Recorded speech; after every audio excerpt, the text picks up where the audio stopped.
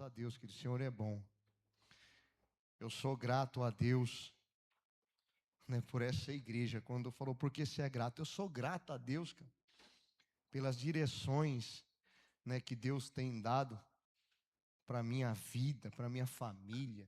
O que o Senhor tem feito, o que o Senhor tem ministrado. Porque o Senhor tem trazido direção para nós. E eu sou grato a Deus por isso. O pastor Fernando trouxe uma palavra aqui domingo, que está rasgando aqui até hoje, né? Uma palavra que cortou, que realmente como uma faca de dois gumes, né? Penetrou aqui e veio como uma flecha, né? A questão da gente decidir ter o bom ânimo. Você está lembrado que ele ministrou? Isso aí veio como uma flecha para a minha vida, né? Me fez olhar algumas coisas. E eu confesso aos irmãos que num período tão curto de 7 dias, Ju, de domingo para cá tem 7 dias. E tem área da minha vida que o ânimo foi embora. Mesmo eu decidindo ter o bom ânimo, Fernando, teve situações da minha vida que eu não encontrei ele nessa semana. E eu fiquei perguntando a Deus,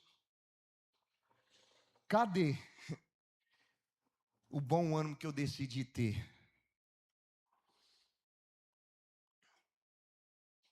Guardar o seu coração, não perder o seu coração diante dos obstáculos, diante da aflição. E eu apresentei algumas áreas da minha vida e eu não encontrei o bom ânimo, mesmo decidindo tê-lo. E o Senhor ministrou no meu coração, porque o seu coração já se perdeu. E aí eu me perguntei, como guardar o coração para não se perder, quando na verdade ele já está perdido? E aí?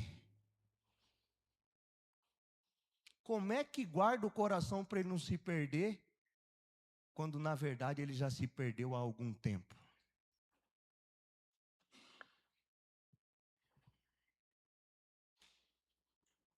E aí o Senhor ministrou no meu coração.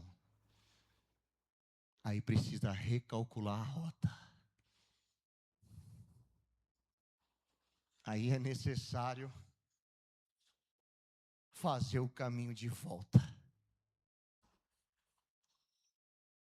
Decidir não perder.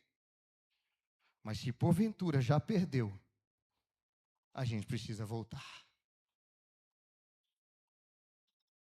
Precisa reconstruir.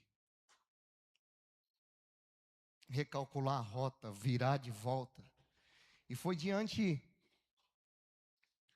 dessa realidade da minha vida, de não encontrar o bom ânimo diante de algumas áreas, numa análise de 7 dias, que o Senhor me deu uma palavra.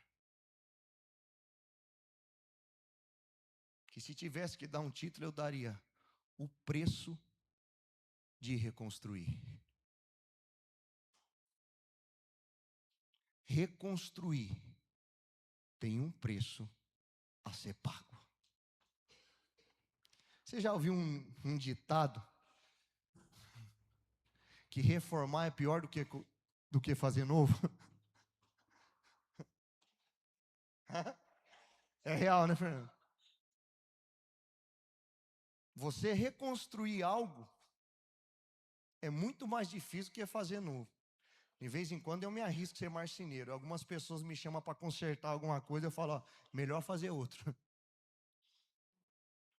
Porque reconstruir dá trabalho. Só que na nossa vida não dá para morrer e nascer de novo. E quando se perdeu, e quando errou, precisa pagar o preço para reconstruir. E reconstruir não é tão fácil. Tem um preço muito alto voltar. Porque a primeira coisa que precisa acontecer é admitir que errou. A gente já se esbarra aí. admitir que errou a rota. Admitir que entrou na saída 365A quando era na 365B.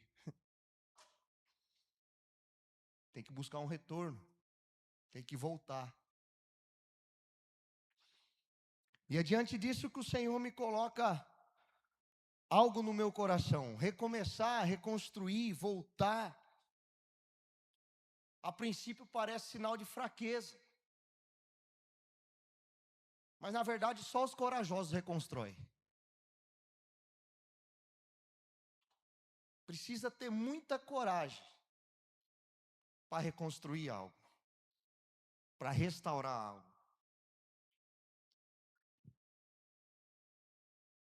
Reconstruir, recomeçar não é fraqueza, é virtude de homem e mulher que são sábios.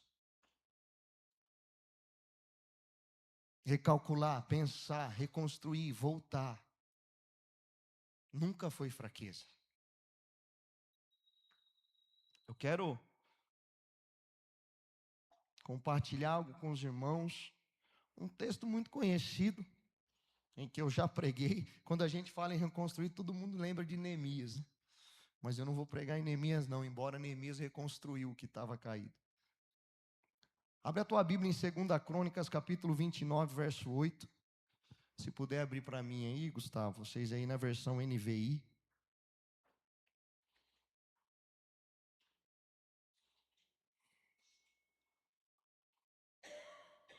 Reconstruir precisa coragem, admitir que errou. Admitir que algo não está certo. Entender a necessidade de reconstruir. E 2 Crônicas, capítulo 29, verso 8. A Bíblia vai dizer assim: por isso, a ira do Senhor caiu sobre Judá e sobre Jerusalém. E fez deles objeto de espanto, horror e zombaria, conforme vocês podem ver com seus próprios olhos. Então, 2 Crônicas, capítulo 29, verso 8, é a fala do rei Ezequias. 2 Crônicas, capítulo 29, versículo 8, é o rei Ezequias falando da situação em que está quando ele assumiu o reinado. O rei, ele assumiu o reinado aos seus 25 anos de idade. E a verdade é que o rei Ezequias, quando ele assume esse reinado, vamos dizer, quando ele herda o reinado de seu pai, ele não herda um reino próspero.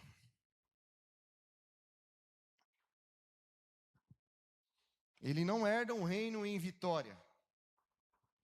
Pelo contrário, o rei Ezequias agora está assumindo um reino, a direção de Judá, do reino, e ele está contando a situação que se encontra aquele povo. E o versículo 8 ele está dizendo: a situação aqui, dessa nação, dessa cidade, desse povo, está em espanto, horror, zombaria. O que ele está dizendo? A cidade se encontrava caída, politicamente falando, invadida pelos assírios. Havia perdendo guerra, numa só luta perdeu 120 mil soldados. Caída espiritualmente, entregue, humilhada. E o rei Ezequias, ele está narrando a situação de vergonha que se encontra o povo escolhido, por Deus. Ele usa o termo espanto, horror, humilhada. Esse versículo nos dá a informação do que ele está assumindo. Uma cidade, um povo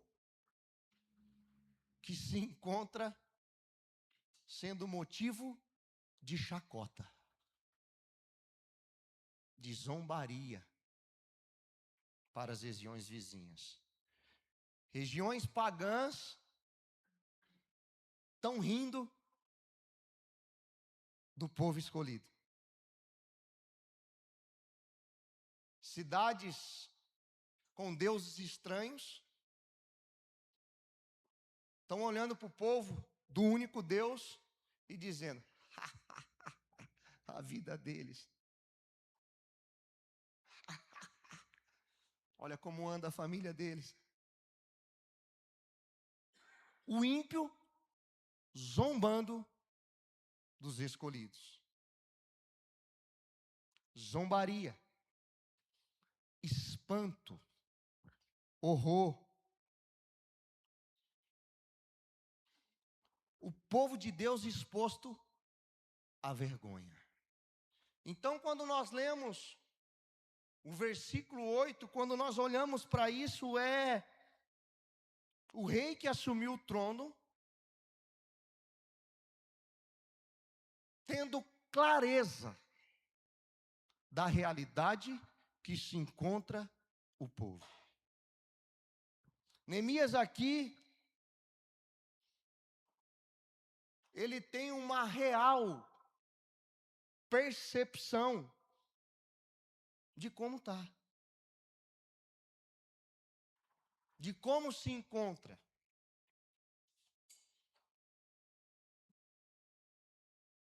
Talvez numa vida infrutífera.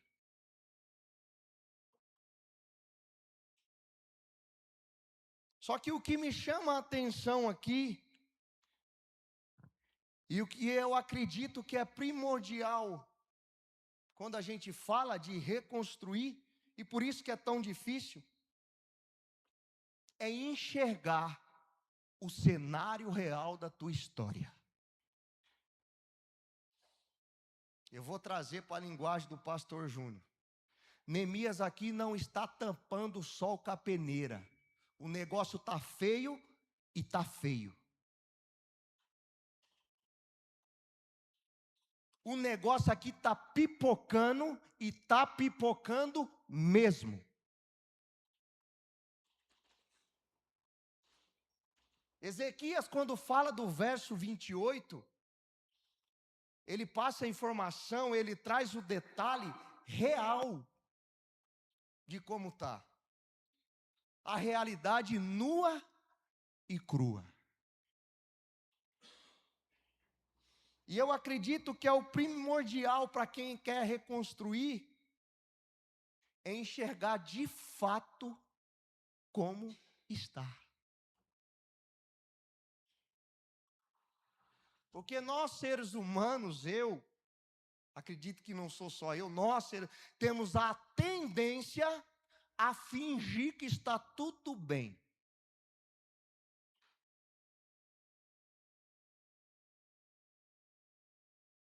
A prosseguir dizendo está tudo certo.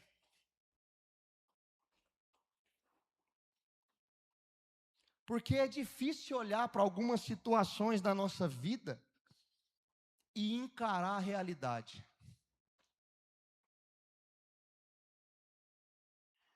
Encarar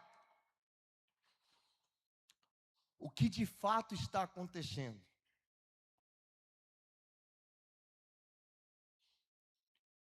E ele narra a situação, pastor Geraldo, e ele fala assim: como vocês podem ver com seus próprios olhos. E sabe o que eu entendo? Trazendo para a minha vida, que às vezes a gente fecha os olhos para alguma realidade da nossa história.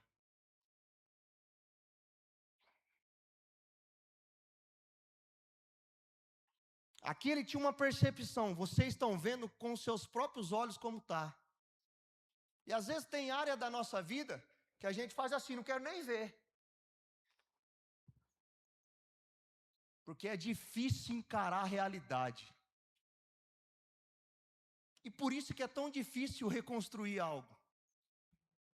Porque eu tenho que olhar para aquilo lá e falar assim, o negócio está feio. Mas está feio mesmo. E aí eu vou anos e anos virando a cara para o problema. Empurrando com a barriga. Deixa a vida me levar, a vida leva eu. Então quando eu olho para essa situação de Neemias,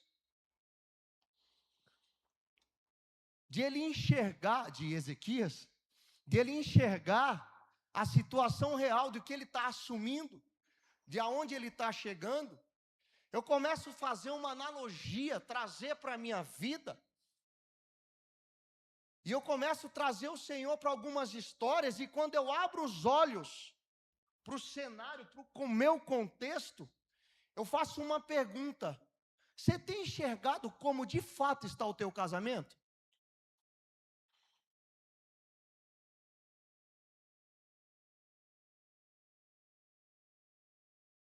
Você já parou e abriu os olhos diante dele assim e falar: rapaz, o negócio está feio. Você consegue enxergar de fato, sem tapar os olhos, sem fingir que não existe, como que está a tua família? Como andam os teus filhos? Como andam os seus relacionamentos dentro de casa?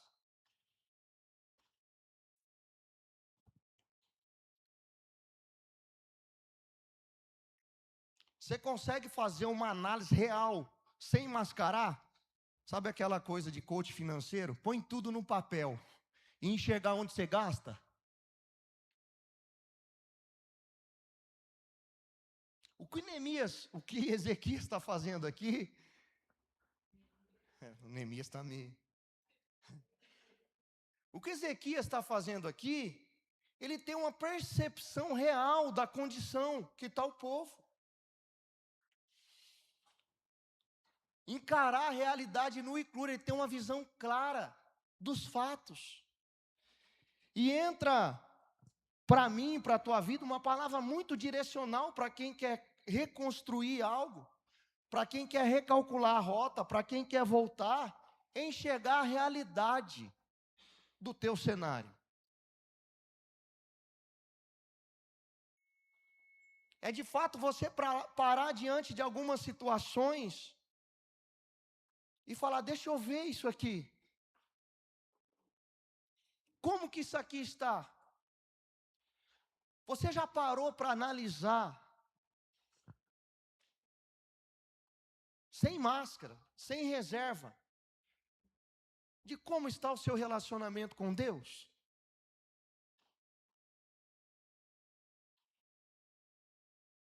Você tem uma visão clara de como você está servindo a Deus?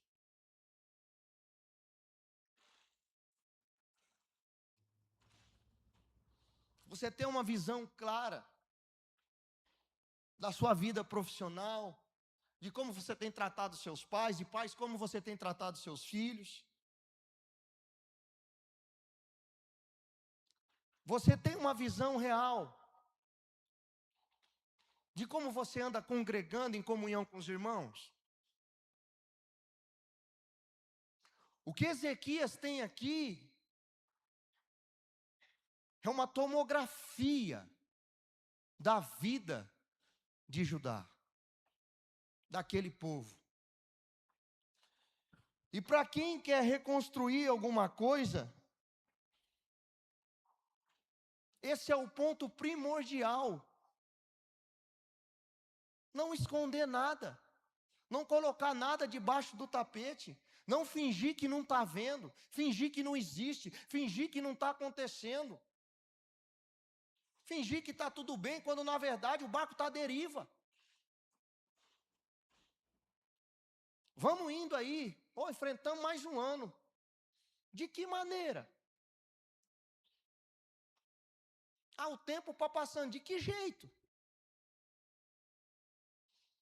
Então, a palavra de Deus para nós nessa manhã é: reconstruir tem um preço.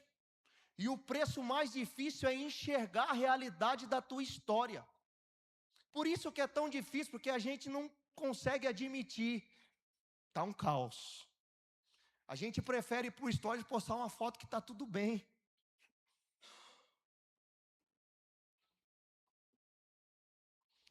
Ezequias aqui, ele olha a situação. E para nós que entende a necessidade de reconstruir algo da tua história, da tua vida, de colocar, de recalcular a rota, é fundamental não fazer vista grossa.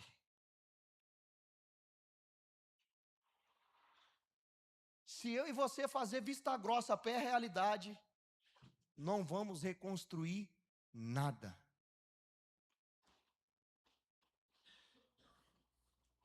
Sabe aquela luzinha da injeção eletrônica que te perturba quando você está viajando? Fingir que não está enxergando é pôr uma fita isolante ali e falar: é só eu não ver ela, mas ela está lá. Qualquer hora o motor vai pifar. O painel indicou, a injeção eletrônica está piscando. Aí nós tampa com fita isolante. É só viajar não vendo ela, mas ela está lá. Ela está avisando que o motor vai parar. E a gente tem isso. Se a gente não vê, vamos embora. E para quem quer reconstruir, precisa enxergar de fato como está o negócio. Está pipocando, mas a real é essa, está pipocando. Ezequiel está dizendo: está uma vergonha, zombaria, estamos humilhados. Só que o versículo também ele começa dizendo: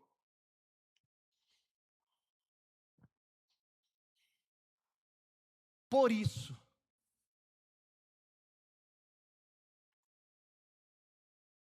Ele começa dizendo: por isso a ira do Senhor caiu sobre Judá. Então eu fiz o contrário, né? Nós entendemos como é que está a situação. Ele faz a análise de como está, o negócio está ruim, está humilhante, está vergonhoso, está um caos. Aí você faz a analogia para a tua vida, de como é que está as áreas da tua vida, teu casamento, tua finança, teu ministério, teu congregado, teu relacionamento com Deus, a tua jornada profissional, teu relacionamento com os filhos, como é que está a paz dentro da tua casa, como é que está a tua família. Ele tem uma visão do que está. Ele mostra, só que depois também, no por isso, ele tem a causa. Está assim por causa disso. E olhando para o texto, a situação de Judá estava assim, por causa da ira do Senhor, não é isso? Por isso, a ira do Senhor caiu sobre nós. Então, no texto em que lemos, a situação de Judá estava daquele jeito, porque era uma consequência da ira de Deus. Só que a ira de Deus também não vem à toa.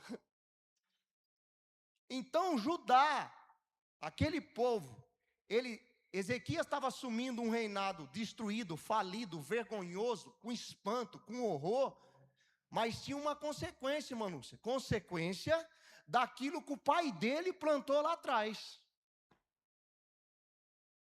Por isso a ira do Senhor veio sobre eles. Se a gente for em 2 Crônicas, um pouquinho para trás no 28, olha aí o versículo 6 e 7 do 29. Vamos entender por que a ira do Senhor veio sobre ele. No mesmo 29, 6.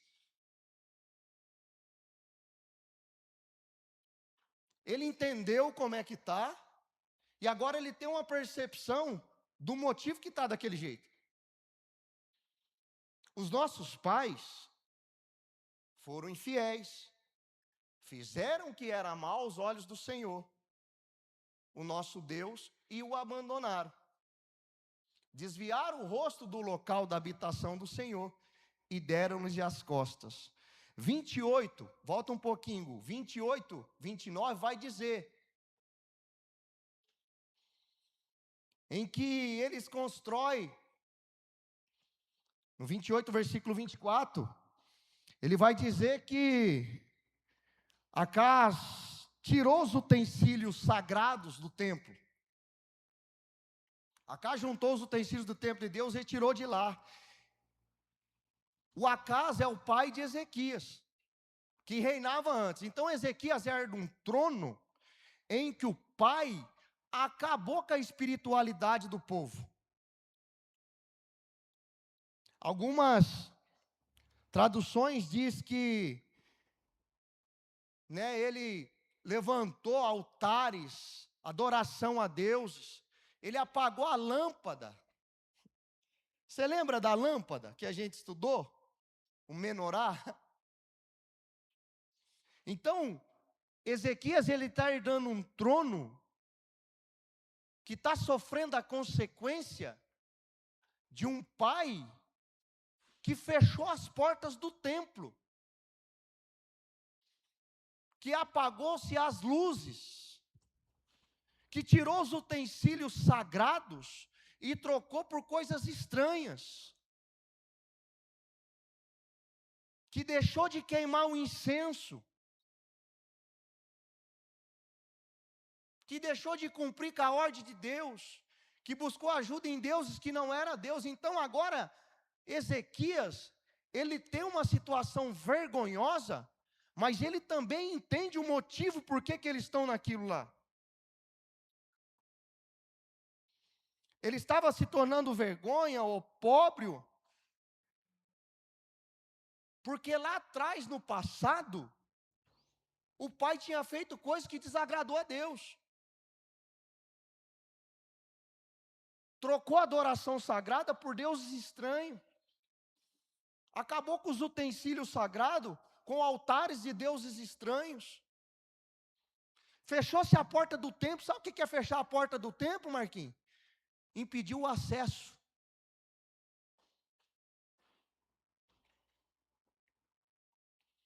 Estavam no escuro. Cessou o holocausto, o perfume da adoração foi trocado por cheiro de cinzas, de rituais pagãos.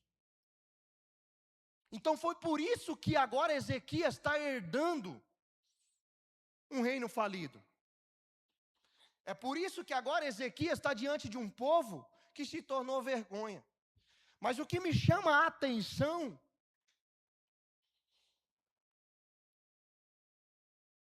é que além dele enxergar como estava a situação, ele sabia o porquê.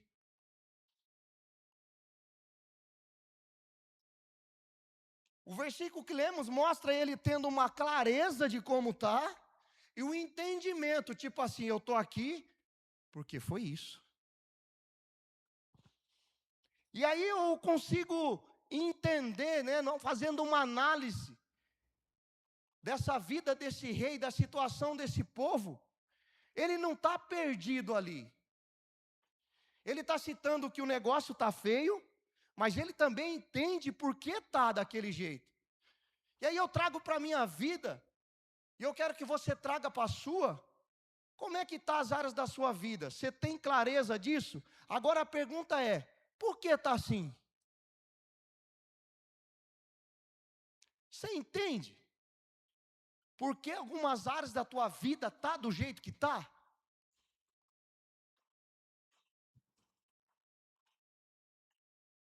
Algumas coisas eu precisei olhar no espelho e falar assim, está assim porque você é preguiçoso.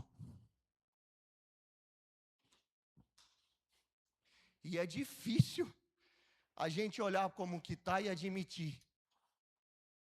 Ele tinha um motivo aqui. E a gente precisa olhar para a situação, entender como que está e buscar razões e perguntar por que está assim. E aí eu vou te dá munição. Será que não está assim porque as portas do acesso estão fechadas?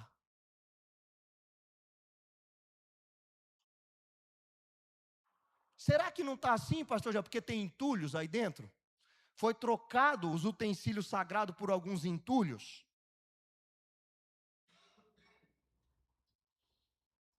Por isso que reconstruir edifícios, que a gente tem que admitir muita coisa. E a gente prefere falar, vamos indo aí, vamos. Teve coisas que eu analisei por que está assim. E eu precisei olhar e falar para mim mesmo. Porque é preguiça sua.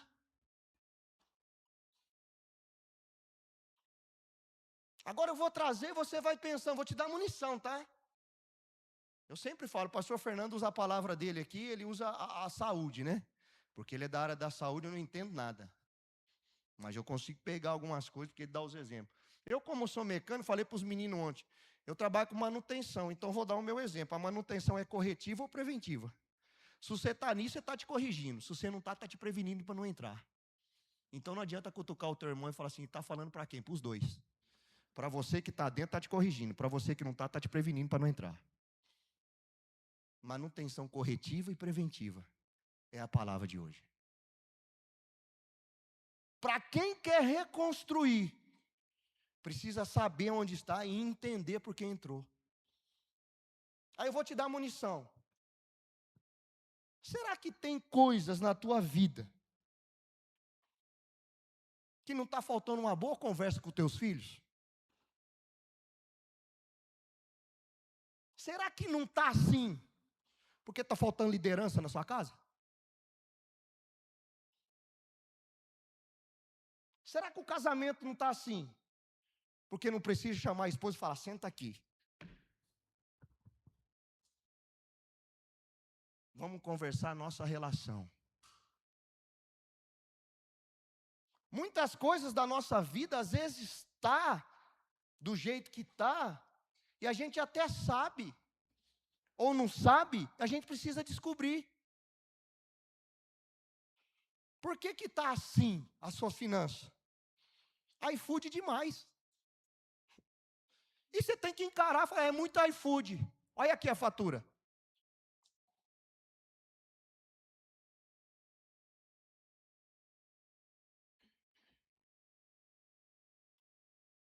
E é difícil para nós reconstruir, porque tem que engolir tudo isso. Por isso o quê? Por que está assim?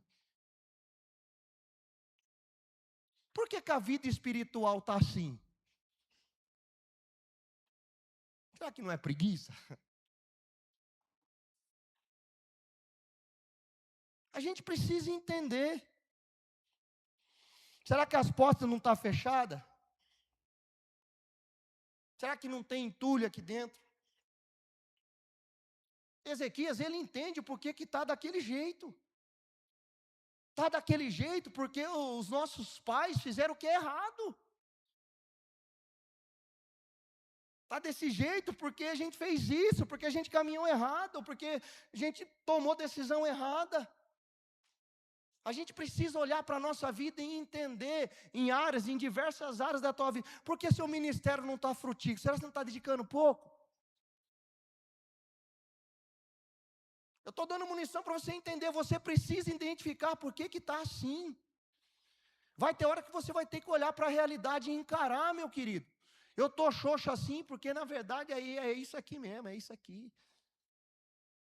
O casamento está assim porque é assim. Eu não trato a minha esposa com devida honra. Sabe por que está assim? Porque realmente o filho não obedece o pai não honra filho, o filho não honra o pai irrita o filho. E o negócio está indo assim, numa bagunça. Está indo, mas está indo, está indo. Está indo. Mas de que jeito? Sabe por quê? Porque encarar a realidade é duro. Só que a gente vê Ezequias aqui, para reconstruir, precisa enxergar como é que está. Clareza real da situação. Ezequias não se faz de desentendido. Ele tem uma situação ruim de vergonha e sabe o que levou ele lá. A pergunta é: você sabe o que te levou aí? Se você não sabe, você precisa descobrir. Lembrastes de onde caíste. E se você não sabe, você precisa clamar a Deus para descobrir. Só que olhando para isso, sabe o que eu entendo? Muitas vezes a gente sabe, o que a gente não quer é enxergar.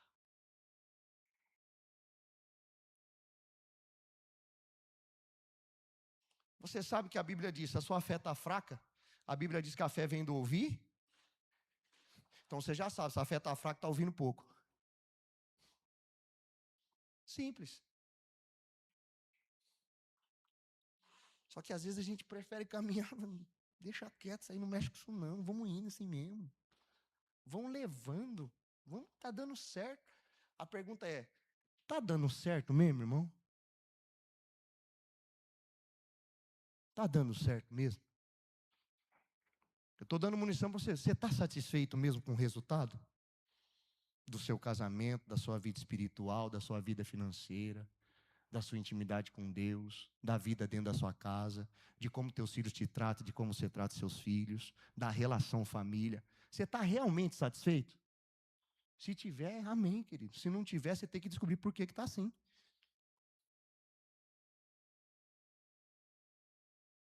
Se você estiver satisfeito com o resultado, a gente para aqui. Agora, se não tiver, a pergunta é, por que está assim? Precisa entender por quê. Precisa ter clareza do que está acontecendo. Ah, meus filhos não me respeitam. Por que eles não te respeitam? Ah, meu ministério não dá fruto. Por quê? Ah, minha finança não está. Por quê?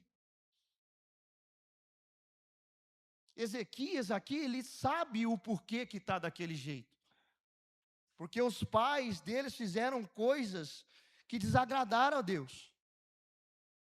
Só que o texto também diz, no versículo 10, no capítulo, versículo 10 ao 17, no 10, segundo a Crônicas 29, 10, algumas traduções falam que Ezequias coloca no coração. A minha tradução diz que ele fala, eu pretendo. Agora Ezequias, diante do cenário que ele tem de vergonha, de opróbrio, de destruição, de humilhação, diante da vergonha que ele está vivendo, diante da ciência que ele tem, o porquê que ele está assim, ele decide no coração, ele fala assim, agora eu pretendo, há um desejo em mim, há uma vontade em mim, há um querer em mim, de agora, nesse momento, agora, fazer uma aliança com o Senhor, o Deus de Israel, para que o fogo da sua ira se afaste de nós. O que a gente enxerga aí? O que a gente está enxergando aí? Um homem com um problema grave, vergonha, humilhação, destruição, escárnio, horror, espanto, derrota, sem fruto, mas que está decidido a mudar aquela história. Agora a gente está olhando para Ezequias falando assim, porém eu pretendo fazer. Repete comigo, fazer. Foi um teste, fazer. Querido, você consegue perceber que só querer não adianta?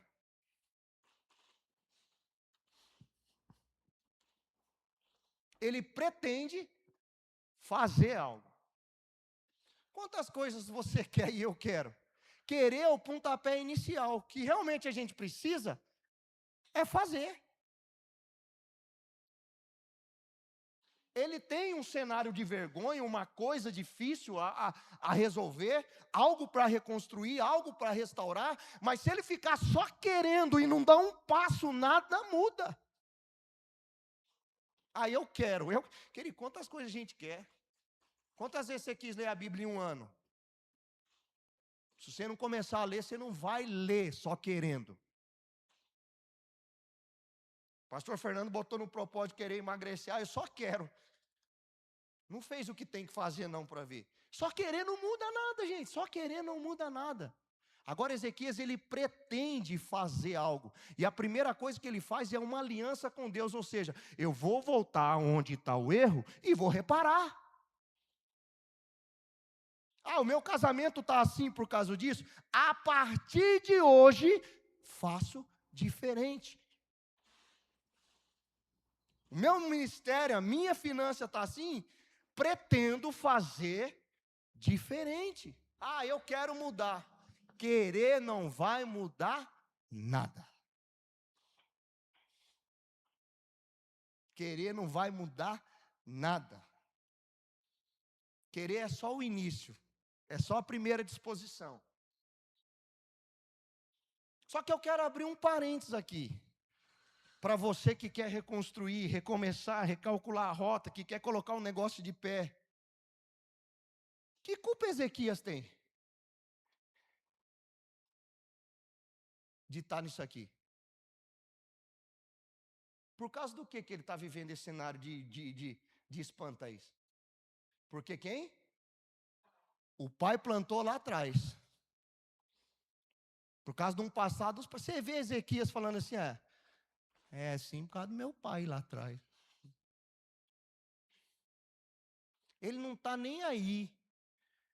Quem foi que plantou, se foi no passado, se foi lá atrás. Ele está ciente que tem uma coisa a ser resolvida. E precisa ser resolvida. Foi o pastor Geraldo, não quero nem saber. Eu sou responsável por resolver. A primeira coisa para quem quer reconstruir, precisa assumir a responsabilidade de mudar o cenário. Eu não vejo Ezequias transferindo aqui, Marquinhos.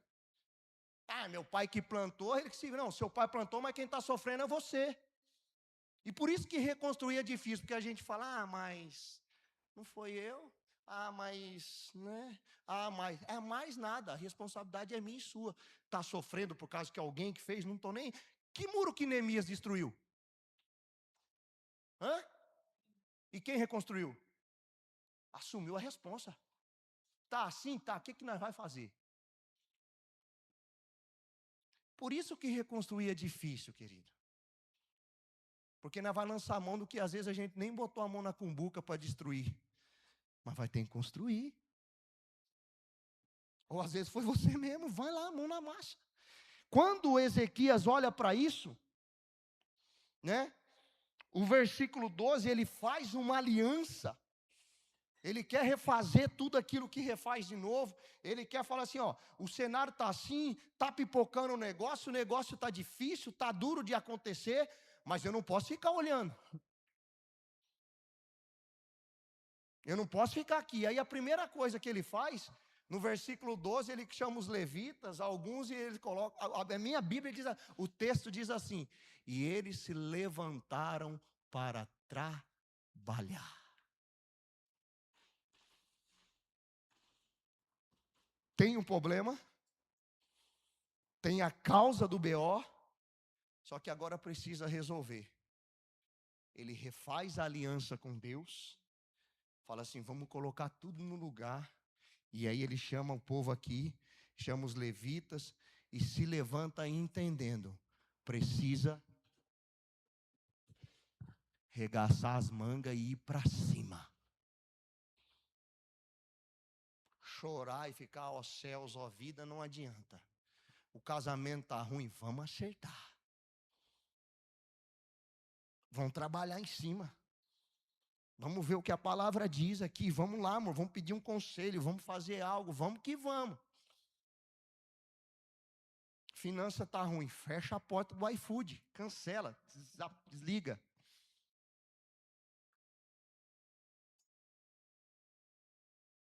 precisa fazer algo, só querer não adianta. Para quem quer reconstruir, precisa fazer. E ele está entendendo isso. Ele tem um problema, ele entende aonde foi que causou aquilo, mesmo não sendo ele, ele fala: eu vou para cima do negócio. Eu já sei onde é o problema. O problema é que o meu pai se desviou lá atrás. O problema é que o meu pai fechou a porta do templo. O problema é que o meu pai acabou com os utensílios sagrados. O problema é que as luzes se apagou. O problema é que não tem mais holocausto. O problema é que não tem mais adoração. Então, se o problema é esse, eu vou voltar a fazer ter. Se o problema é porque eu não estou buscando a Deus, eu vou buscar. Se o problema é porque eu não estou sendo sacerdote do meu lar, eu vou ser. Se o problema é porque eu vou mudar isso. Em Deus, é claro. E aí ele continua dizendo, no versículo 15, depois dele chamar o povo para trabalhar, vai dizer aqui a genealogia, no versículo 15, ele diz assim, ó: tendo reunido e consagrado os seus parentes, os levitas, foram purificar o templo do Senhor,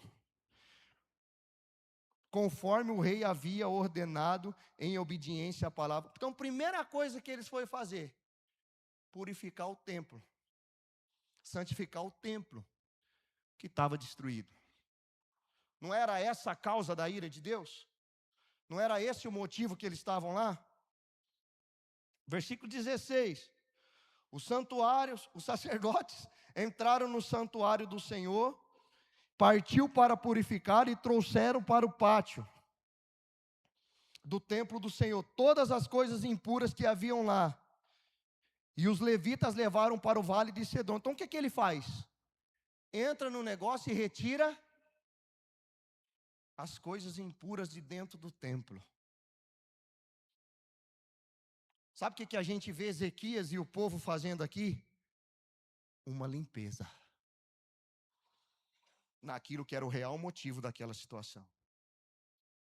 Se o problema é muito entulho dentro do templo, vamos tirar.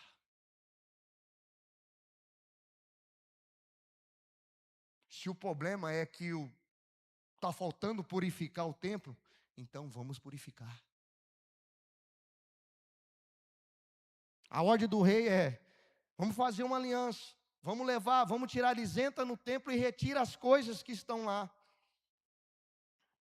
Ele não ficou culpando o passado, ele não ficou, se levantaram e foram trabalhar, santificaram, entraram no templo, quebrou os altares. Olha o 17, começaram a consagração no primeiro dia do primeiro mês, e no 8º dia chegaram ao pórtico do Senhor.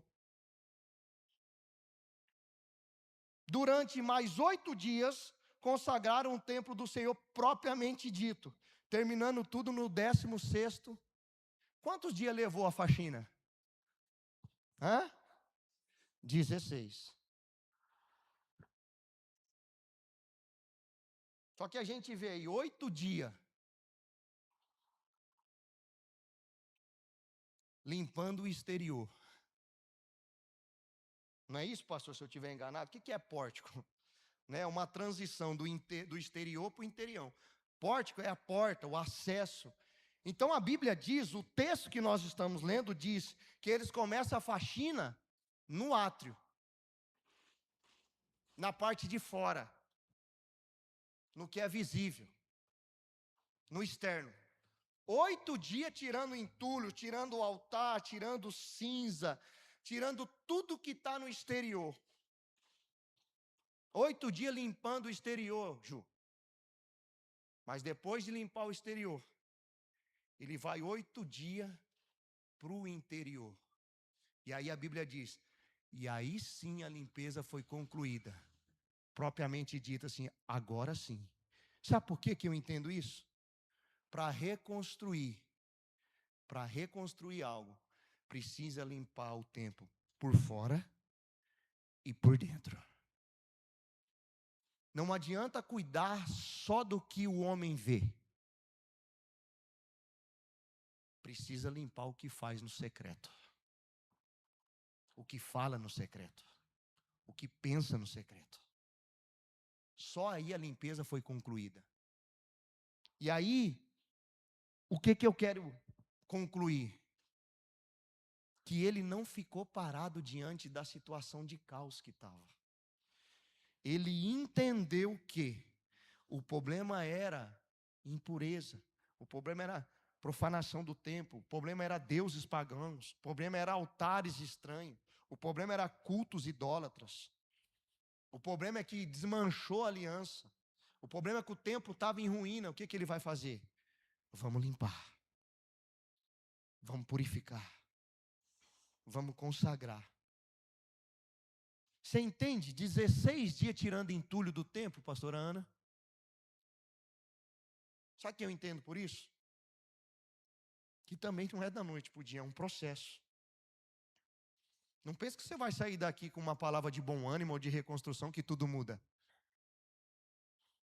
Não é num culto de domingo que a tua vida vai mudar. Você tem que retirar os entulhos dia após dia. 16 dias eles ficaram tirando entulho, tirando altar, tirando cinza, tirando tudo que estava lá errado, tudo que estava lá profanado, tudo, eles foram limpar a mão na massa. Só que aqui a gente está falando de Ezequias. Aqui a gente está falando de um templo físico. Aqui a gente está falando da real situação de Judá. Agora eu quero trazer para a sua. Igual eu trouxe para a minha. O que é que está errado?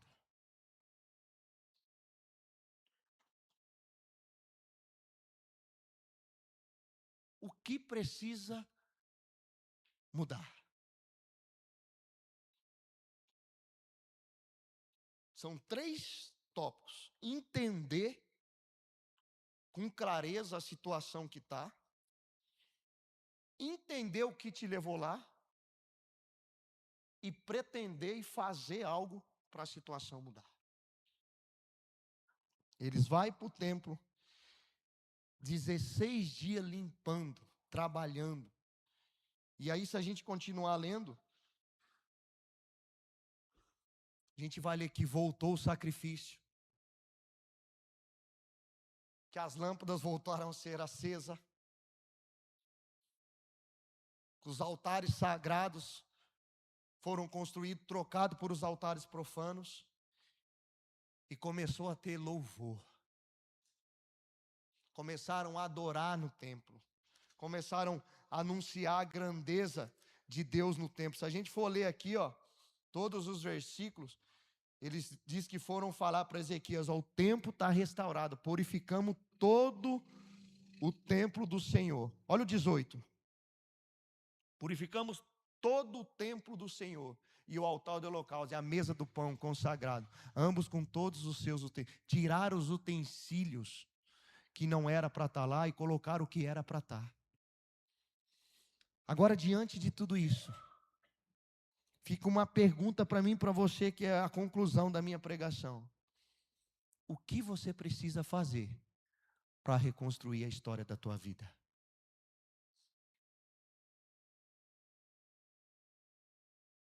O que você precisa tirar de dentro do templo? A primeira coisa, querido, é parar de tapar o sol com a peneira. Fingir que não está vendo. É ter real clareza da situação que está esse cenário. Está feio o negócio? Está feio, vamos resolver. Não é empurrando. Entender o que te levou lá. E uma vez entendendo, fazer o que precisa fazer. Só que há algo que muitas vezes a gente não entende. A gente não consegue, às vezes, carregar um entulho sozinho.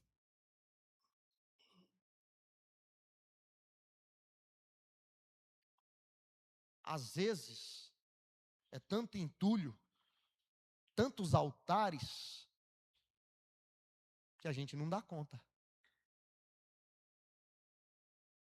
Tanta coisa dentro da gente. Querido, e quando eu falo altares, ninguém vai fazer um altar em casa, né? Ninguém vai colocar na sua sala um altar. Ninguém vai colocar lá na sua sala utensílios estranhos. Mas muitas vezes a gente coloca aqui,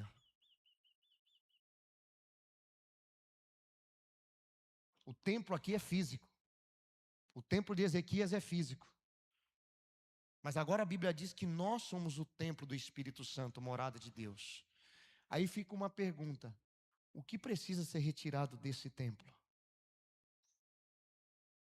Quais os utensílios que têm ocupado o lugar sagrado? Quais os altares que têm sido levantados dentro do nosso templo? O que precisa ser retirado? Parece uma palavra difícil, as lâmpadas. A primeira coisa que o rei Ezequias faz é abrir a porta do templo. Sabe o que isso significa, Thaís? Volta a liberar o acesso. A primeira coisa em que o rei Ezequias faz, volta a abrir a porta do templo que o rei Acás fechou. É o primeiro ponto de partida. Abre a porta do templo e acende-se as luzes. A primeira coisa que precisa acontecer, se porventura estiver fechado, é abrir o coração para Deus entrar. Não tem reconstrução com porta fechada. Talvez você fale, mas Deus é na minha vida. Eu sei que é. Mas fica uma pergunta para você pensar. Ele tem acesso a tudo? Porque é bem diferente de um culto você erguer a mão e dizer, eu aceito o Senhor Jesus como meu Salvador e Senhor da minha vida. A pergunta é, será que não tem cômodos fechados? Que precisa se abrir as portas e falar, entra. Aqui eu nunca abri, mas hoje pode entrar. Será que não tem lugares no nosso templo que as luzes se apagou? Que a palavra de Deus já não faz mais sentido? Lâmpada para os meus pés é a tua palavra e luz para o meu. Será que, fazendo a analogia das lâmpadas apagadas, será que não tem cenário da minha e da tua vida que está faltando se encaixar a palavra de Deus? Que está em trevas, que está em escuridão, que está caminhando no escuro? Será que não é a hora de acender as lâmpadas? E tratar essa situação à luz da palavra de Deus? Tá bom, Dani, não é o que eu penso, não é o que você pensa, o que a palavra diz? Será que não é a hora de acender as lâmpadas? No seu relacionamento com Deus? Na sua comunhão com Deus? O que eu quero dizer? Reconstruir requer uma ação. Precisa voltar. A palavra de Deus fala em Apocalipse 3:20. Eis que estou à porta e bato. Se alguém abrir, entrarei e cearei contigo e ele comigo. É necessário abrir a porta do templo para Deus tocar em lugares que talvez nunca você deixou tocar. Talvez é a hora de acender as lâmpadas em porões da tua alma, que mesmo muito tempo de convertido, ainda está escuro. E se está escuro, eu tenho uma notícia para você. A Bíblia diz que Jesus é a luz do mundo. Jesus quer entrar e clarear esses lugares. A luz da palavra de Deus. Querido, parece uma palavra dura. Mas o propósito de Deus para nós é reconstruir o que foi perdido. Você pode se pôr de pé?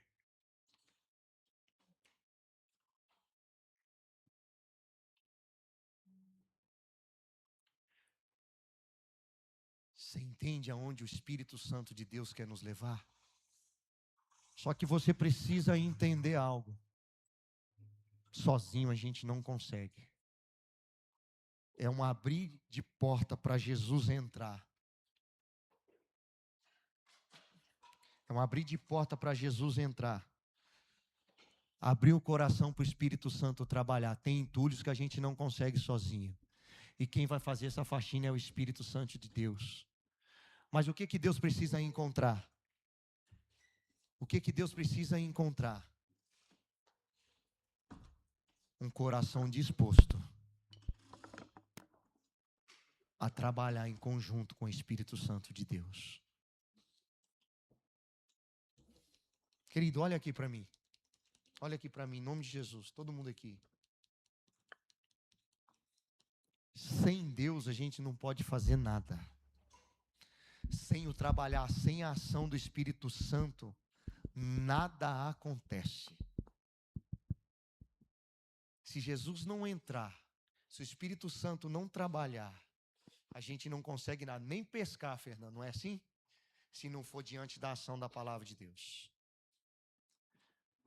Mas eu e você precisa entender algo. Há uma responsabilidade que não é de Deus. É minha e tua. Está gravando, né? Jesus manda Pedro lançar a rede. Por que Jesus não lançou?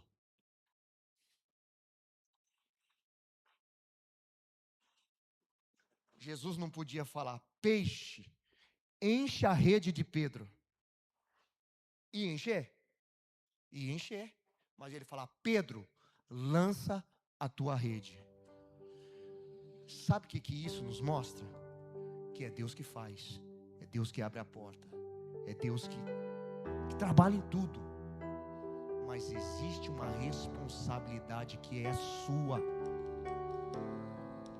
A responsabilidade de reconstruir cenários da tua vida é sua, em ação com o Espírito Santo de Deus. E eu tenho uma boa notícia, nós não estamos sozinhos. Há um desejo do coração de Deus em restaurar cenários. Mas existe uma pergunta que você precisa se fazer. Você está disposto? Você está disposto a reconstruir? A enxergar o cenário? A olhar para isso? A decidir ter o bom ânimo? A recalcular a rota? A voltar da onde caiu? Em N cenários da tua vida, para a tua casa, para o teu casamento, para a tua história, para a tua alma. Se você está disposto, olha para o teu lado. Tem uma igreja disposta a caminhar com você, mediante a ação da palavra de Deus, o Espírito Santo de Deus, mediante a ação de Jesus Cristo, operando na vida desse irmão que está do teu lado. Se você está disposto, saiba que você não está sozinho. O Senhor é conosco. E Ele vai nos ajudar. Porque é uma promessa dEle. Estarei com vocês até a consumação do século. Jesus está nesse lugar. Se você quer reconstruir, talvez não sabe como. E talvez não entende. Tá bom, eu sei até onde é, mas eu não tenho força. Está aqui essa igreja para ajudar você. Para te trazer um conselho, para trazer uma direção de Deus para a tua vida. E se você está sem força, está aqui uma oportunidade, você vir aqui na frente, um irmão vai te abraçar, vai orar com você. Se você precisa do fortalecimento de Deus, levante a tua mão, vem aqui, alguém vai orar por você. Alguém vai ministrar a palavra de Deus sobre você. Agora existe uma necessidade. Não volte para casa da mesma forma que você entrou. Porque reconstruir tem um preço. E o preço que é de Jesus, Ele já pagou na cruz. O dele já está pago. Ele já pagou o preço. Quando em Romanos fala que Ele morreu por nós, o preço Jesus já pagou. Agora a minha responsabilidade é entrar pela porta. Há um convite aqui. Convite da parte de Deus para você voltar. Feche os teus olhos. Nós vamos ministrar algo aqui. E você você vai orar. E se você precisa de oração, você vem aqui na frente, alguém vai orar por você. Se você precisa reconstruir, alguém vai ser o agente de Deus na tua vida. E não vai mudar aqui, mas pode ser o início de todas as coisas.